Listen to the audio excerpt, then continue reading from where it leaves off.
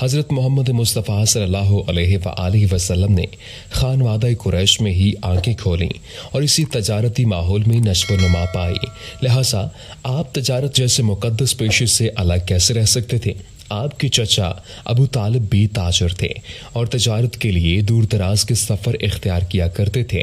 دادا کی وفات کے بعد انہوں نے آپ کی پرورش کا ذمہ اپنے کندھوں پر اٹھایا اور آپ کو اپنی اولاد سے بڑھ کر محبوب رکھا۔ اسی محبت کی بنا پر آپ کو اپنے ساتھ سفر پر بھی لے جانے لگے۔ نبی کریم صلی اللہ علیہ وآلہ وسلم کی عمر مبارک 12 سال 2 ماہ ہو چکی تھی کہ آپ کے چچا ابو طالب نے قریش کے قافلے تجارت کے ساتھ شام کا ارادہ کیا۔ مصائب سفر کے خیال سے ابو طالب کا ارادہ آپ کو ہمراہ لے جانے کا نہ تھا۔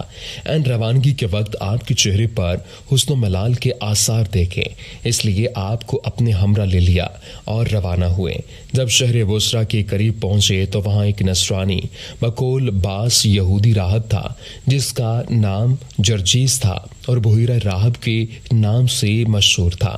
بحیرہ کی آپ سے ملاقات ہوئی۔ اس نے حضور صلی اللہ علیہ وآلہ وسلم کے پر نور اور چہرے پر علامات نبوی دیکھیں اور آپ کو آنے والے نبی کی پیشین گوئی کا مصداق پایا تو حضرت ابو طالب کو تاکید کی کہ یہ لڑکا بڑا ہو کر عظیم الشان بنے گا، لہٰذا اسے شام کے یہودی دشمنوں سے بچایا جائے۔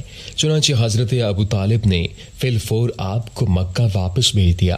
حضور اقدس صلی اللہ علیہ وآلہ وسلم کا اصلی خاندانی پیشہ تجارت تھا اور آپ بچپن ہی میں حضرت ابو طالب کے ساتھ کئی بار تجارتی سفر فرما چکے تھے، جس سے آپ کو تجارتی لین دین کا کافی تجربہ بھی حاصل ہو چکا تھا، اس لیے آپ کو تجارت سے بڑی دلچسپی تھی اور آپ صلی اللہ علیہ وآلہ وسلم اپنے پیارے چچا ابو طالب کے کندھوں کو، جو پہلے سے ہی کثیر العیال تھے اور مزید گراں بھار کرنا نہیں چاہتے تھے، اس لیے آپ نے تجارت کو جاری رکھتے ہوئے ذریعہ معاش کے لیے اسی پیشہ کو اختیار فرمایا اور تجارت کی غرض سے شام و بصرہ اور یمن کا سفر فرمایا، اور ایسی راست بازی اور امانت و دیانت کے ساتھ آپ نے تجارت کا کاروبار کیا کہ آپ کے شرکا اور تمام اہل بازار آپ کو امین کے لقب سے پکارنے لگے۔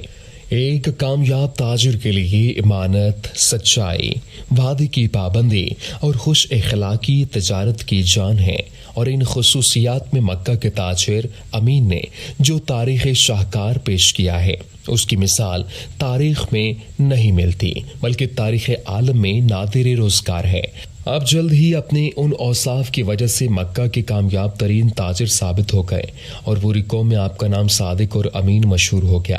آپ کی راست بازی اور حسن کردار کا سکہ ہر فرد بشر کے دل پر بیٹھ گیا اور مکہ کے بڑے بڑے تاجر اور مالدار یہ خواہش کرنے لگے کہ آپ ان کے سرمایہ اپنے ہاتھ میں لے کر ان کے کاروبار چمکائیں۔ آپ صلی اللہ علیہ وآلہ وسلم کچھ دنوں تک صائب بن قیس مخزومی کے سرمایہ سے تجارت کرتے رہے، بلکہ انہوں نے ہی آپ صلی اللہ علیہ وآلہ وسلم کو تاجر امین کے لقب سے نوازا۔ آپ صلی اللہ علیہ وآلہ وسلم ہر معاملہ سچائی اور امانت داری سے کرتے اور ہر معاملے میں سچا وعدہ کرتے اور جو وعدہ کرتے اس کو پورا ہی کرتے۔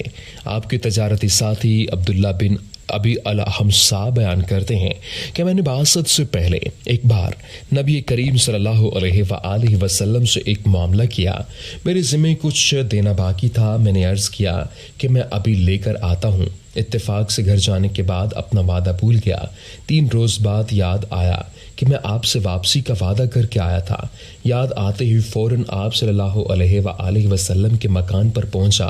معلوم ہوا کہ 2 روز گزر گئے، آج تیسرا دن ہے وہ مکان پر نہیں آئے۔ گھر والے خود پریشان ہیں۔ میں یہاں سے روانہ ہوا اور جہاں جہاں خیال تھا سب جگہ آپ صلی اللہ علیہ وآلہ وسلم کو تلاش کیا، کہیں نہیں ملے تو احتیاطاً وعدہ گاہ پر پہنچا۔ میری حیرت کی انتہا نہ رہی جب دیکھا کہ آپ اسی مقام پر موجود ہیں اور میرا انتظار کر رہے ہیں، اور زیادہ حیرت اس بات پر ہوئی کہ مسلسل 3 دن انتظار کی زحمت اٹھانے کے بعد بھی جب میں نے معذرت کی تو آپ نہ ناراض ہوئے، نہ لڑائی جھگڑا کیا اور نہ ڈانٹ ڈپٹ کی، صرف اتنا کہہ کر خاموش ہو گئے، اور وہ بھی دھیمی آواز میں کہ ارے بھائی، تو نے مجھے زحمت دی، میں 3 دن سے اسی جگہ تمہارا انتظار کر رہا ہوں۔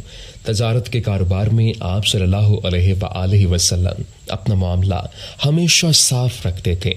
عبداللہ بن صاحب فرماتے ہیں کہ میں زمانہ جاہلیت میں حضرت محمد مصطفیٰ صلی اللہ علیہ وآلہ وسلم کا شریک تجارت تھا۔ جب مدینہ منورہ حاضر ہوا تو آپ صلی اللہ علیہ وآلہ وسلم نے فرمایا کہ مجھ کو پہچانتے بھی ہو؟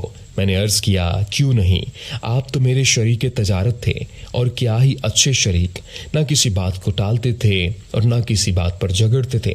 آپ صلی اللہ علیہ وآلہ وسلم کے کاروبار کے ایک ساتھی کا نام ابو بکر بھی تھا، وہ بھی مکہ ہی میں قریش کے ایک سوداگر تھے۔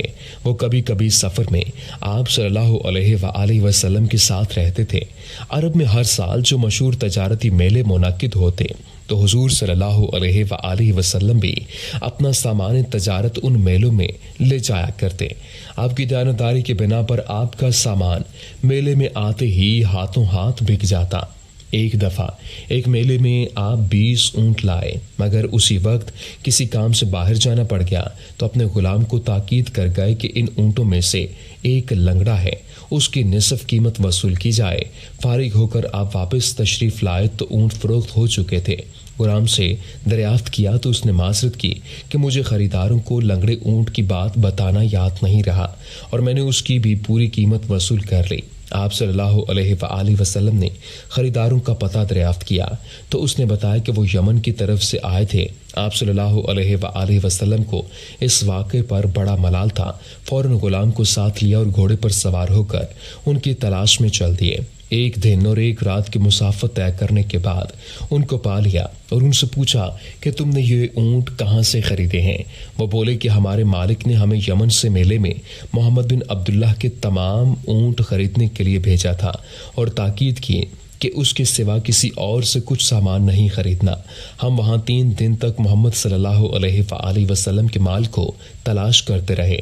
آخر 3 دن کے بعد ان کا مال منڈی میں آیا تو ہم نے اطلاع پاتے ہی خرید لیا۔ آپ نے فرمایا بھائیو، ان اونٹوں میں سے ایک اونٹ لنگڑا ہے۔ سودا کرتے ہوئے میرا ملازم بتانا بھول گیا، اب وہ اونٹ مجھے دے دو اور اس کی قیمت واپس لے لو، یا پھر اس کی آدھی قیمت مجھ سے وصول کر لو۔ اتفاق سے ابھی تک انہیں اونٹ کے لنگڑے پن کا علم نہ ہوا تھا، مگر آپ صلی اللہ علیہ وآلہ وسلم نے اتفاقاً وہ اونٹ دیکھتے ہی پہچان لیا اور فوراً وہ اونٹ ان سے لے کر اس کی قیمت واپس کر دی۔ بعد میں جب آپ صلی اللہ علیہ وآلہ وسلم نے اعلان نبوت فرمایا تو کہا، ہم تو پہلے ہی سوچتے تھے کہ ایسا شخص کوئی معمولی آدمی نہیں ہو سکتا۔ فوراً خدمت اقدس میں پہنچے اور شرف اسلام سے بہرہ مند ہو گئے۔ ان واقعات سے یہ واضح ہوتا ہے کہ آپ نے بیرون تجارت میں بھی حصہ لیا اور آپ مکہ میں گھوم پھر کر بھی کاروبار کیا کرتے تھے۔ الغرض حضرت ابو طالب کے ساتھ آپ بچپن ہی میں بعض تجارتی سفر کر چکے تھے، ہر قسم کا تجربہ حاصل ہو چکا تھا اور آپ کے حسن معاملہ کی شہرت ہر طرف پھیل چکی تھی۔ نوخیز اور نوجوان محمد صلی اللہ علیہ وآلہ وسلم غلہ بانی سے آگے بڑھ کر میدان تجارت میں آئے تو آپ کے تعلقات وسیع ہوئے، لوگوں کو آپ کو آزمانے اور پرکھنے کا موقع ملا۔ مگر یہ حقیقت ہے کہ جن لوگوں نے آپ کو زیادہ قریب سے دیکھا وہی آپ کے سب سے زیادہ گرویدہ ہوئے، اور ایک عجیب بات یہ ہے کہ صرف 10-12 سال کے عرصے میں آپ کی غیر معمولی امانت داری، راست بازی اور سچائی نے سب ہی مکہ والوں کو یہاں تک موہ لیا کہ وہ آپ کا نام لینا بے ادبی سمجھنے لگے۔ یہی مکہ کے بڑے بڑے تاجر اور سیٹ جن کو اپنی دولت پر ناز تھا، جن کو اپنے بین الاقوامی تعلقات پر فخر تھا کہ ان کے تجارتی قافلے شام، یمن اور فارس وغیرہ جاتے ہیں، افریقہ کے بازاروں میں ان کا لین دین ہوتا ہے، ان ملکوں کے امیروں اور بادشاہوں سے ان کی راہ و رسم ہے، ان سے اپنی بات منوا سکتے ہیں۔ یہی رؤسائے قریش جو اپنے سوا کسی کو نظر میں نہیں لاتے تھے، جو دوسروں کی گردنیں اپنے سامنے جھکوانا چاہتے تھے، جن کے مشاعروں کی جان ان کے وہ فخریہ قصیدے ہوا کرتے تھے جن میں وہ اپنی عظمت اور بڑھائی کے ترانے گاتے، اور کوئی ان کا توڑ کرتا تو ان پر لڑ پڑتے تھے، یہاں تک کہ خون ریز جنگ کی نوبت آ جاتی تھی۔ دنیا جانتی ہے، تاریخ شاہد ہے کہ یتیم عبداللہ کی غیر معمولی سچائی اور امانت داری نے ان سیٹھوں اور رئیسوں کو اس حد تک متاثر کیا اور گرویدہ بنا لیا تھا کہ وہ آپ کو الصادق یا الامین کہتے تھے۔ نام لینا بے ادبی سمجھتے تھے، یہ دو لفظ یہاں تک زبانوں پر چڑھ گئے کہ انہوں نے قومی لقب کی حیثیت اختیار کر لی۔ ان دنوں مکہ میں سب سے زیادہ مالدار ایک معزز خاتون سیدہ خدیجہ بنت خویلد تھیں، جو 2 بار بیوہ ہو چکی تھیں۔ انہوں نے باپ سے کثیر جائیداد پائی تھی اور اب تمام تر توجہ تجارت کی طرف مبذول کر رکھی تھی، اور اپنی تجارت کو باقی رکھنے کے لیے انہیں کسی ایسے امانت دار شخص کی ضرورت تھی جو کاروباری سلیقہ اور تجارتی تجربہ بھی رکھتا ہو۔ حضرت محمد مصطفیٰ صلی اللہ علیہ وآلہ وسلم کی عمر اگرچہ تقریباً 23 سال تھی، مگر آپ کے اوصاف حمیدہ کے چرچے شروع ہو گئے تھے۔ کاروباری سلیقے کی بھی شہرت ہو چکی تھی اور تجارتی قافلے کے ساتھ شام جا کر بیرونی تجارت کا بھی آپ کو تجربہ ہو چکا تھا۔ تو انہوں نے خواہش ظاہر کی کہ حضور صلی اللہ علیہ وآلہ وسلم ان کا سامان تجارت سرزمین شام کی طرف لے جائیں، اور معاملہ یہ طے ہوا کہ وہ آپ کو دوسرے لوگوں کی بنسبت 2 گنا منافع دیں گی۔ آپ صلی اللہ علیہ وآلہ وسلم نے اپنے چچا ابو طالب سے مشورہ کرنے کے بعد یہ پیشکش قبول فرما لی، اور 23 یا 24 برس کی عمر میں دوسری بار شام کی طرف روانہ ہوئے۔ واپسی پر آپ نے ایسا مال تلاش کیا جس کا مکہ میں فوراً نکاس ہو جائے۔ آپ نے شام سے یہ مال لا کر مکہ معظمہ میں فروخت کیا تو کافی نفع ہوا، اور حضرت خدیجہ رضی اللہ تعالی عنہا نے شام جاتے وقت جب مال سپرد کیا تو اپنے بھروسے مند غلام میسرہ کو بھی ساتھ کر دیا۔ بہانہ یہ تھا کہ وہ خدمت کرتے رہیں گے، اور مقصد یہ تھا کہ مال کی نگرانی بھی رکھیں اور حضور صلی اللہ علیہ وآلہ وسلم کے عادات و اخلاق کا بھی گہرائی سے مطالعہ کرتے رہیں۔ سفر شام سے واپسی پر حضور صلی اللہ علیہ وآلہ وسلم نے مال کا نفع حضرت خدیجہ کے سپرد کیا، اور میسرہ نے نہ صرف امانت داری بلکہ آپ کے عام اخلاق کی بھی ایسی تعریف کی کہ خدیجہ رضی اللہ تعالی عنہا، جو اپنی زندگی کا یہ آخری دور کسی راست باز کے حوالے کرنا چاہتی تھیں، دامان محمد صلی اللہ علیہ وآلہ وسلم ان کو گوہر مراد نظر آنے لگا۔